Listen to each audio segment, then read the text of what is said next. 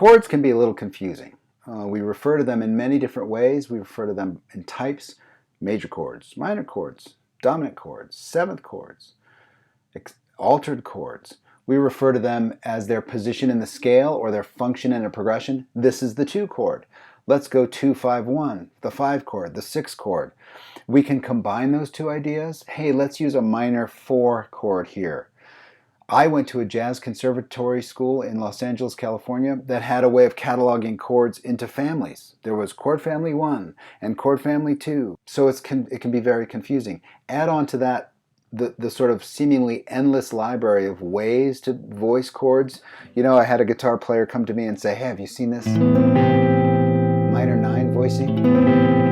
It's like, no. Wow. You're always going to run into chords that you don't know or that look weird or that are named the same thing as the other one. It can be very confusing. Hey, welcome back to the channel. My name's Chris. Today we're going to learn how to construct all the different types of triads. There are only 4 types, so it's pretty easy. As a philosophy, don't bother worrying about memorizing all the chords. It's simply not going to happen. It's more organic that you'll gravitate to chords that you like, and over time your taste in chords will change. You'll know more chords after this video than you did before the video. You'll know more chords 2 weeks from now than you knew this week. So your chord library will naturally and organically grow. You don't need to worry about it. The thing you want to do is know how to make them and understand how they're constructed and how that construction results in a harmonic signature or personality. And once you know that, then you can build the chords you need. Okay, let's get started. There are only 4 primary types of triads: major, minor, augmented, and diminished. Those are the ones we're going to build today. We're going to build them on a single set of strings, this D, G, and B string set, for a number of reasons. One is it has the B string on it, so we have to adjust our voicings because the B string is tuned down. Keeps us on our toes.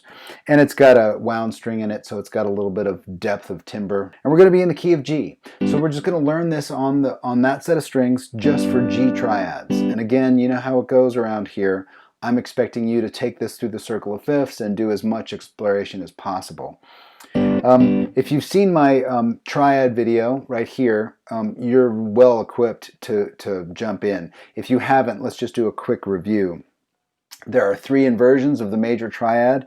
The root position, root 3, 5, which is anchored here on the 5th fret of the D string. The next inversion of that chord is called the first inversion, so that's 3, 5 root, and that's anchored on the 9th fret here on the D string. Then the second inversion, which is basically 5 root 3. And that's barred across the 12th fret. So there's our major chords. That's where we're going to start. Okay, so there are only 4 types. The first thing we're going to do is the easy one, which is major to minor. And that is basically the construction of a minor chord is that the major third moves down a half step to the minor third. It's pretty easy to understand. This is root 3, 5, so the third is moving down a half step. So there's major to minor. In our first inversion, we've got the third on the bottom now. So it moves down a half step. But this is a weird voicing, so what I do here is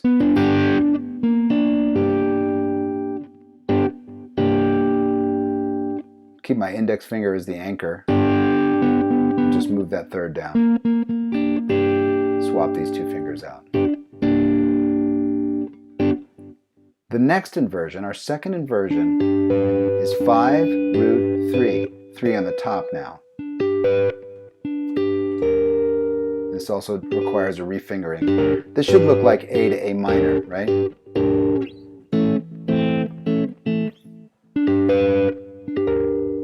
So now we've got major to minor through all of our inversions, right? The next chord is diminished. At least that's the next one I'm going to show you, because basically the diminished chord is built with root, flat 3, flat 5.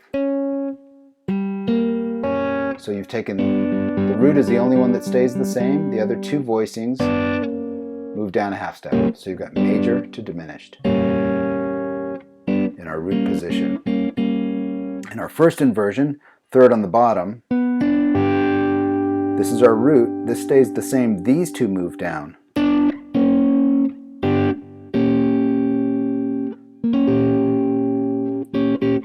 G major to G diminished. Our second inversion, which is 5, root, 3, the two outside tones, the fifth and the third, need to move down.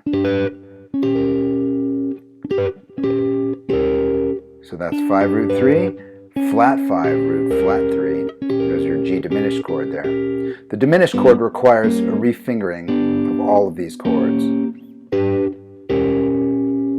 Pretty cool. The next chord is augmented. So this is our final chord, the final type of primary triad. The augmented chord is built by raising the fifth up a half step, the augmented fifth. Root 3, 5, root 3, sharp 5, augmented fifth. Another bit of a refingering there. Here's our first inversion. This is 3, 5 root, so the 5 goes up a half step. If you're paying attention, there's something cool going on here.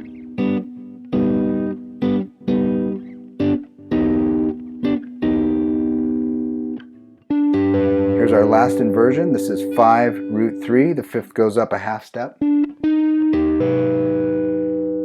So check this out. Notice anything?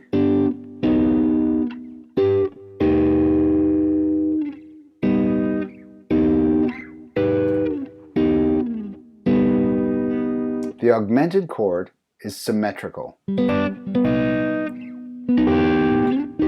Every voicing for the augmented chord across this set of strings, and indeed all of them, is symmetrical. It's exactly the same. It's because it's stacked major thirds. We don't need to get into that too deeply, but it's root, third, sharp 5 here. There's our sharp 5 moving up there.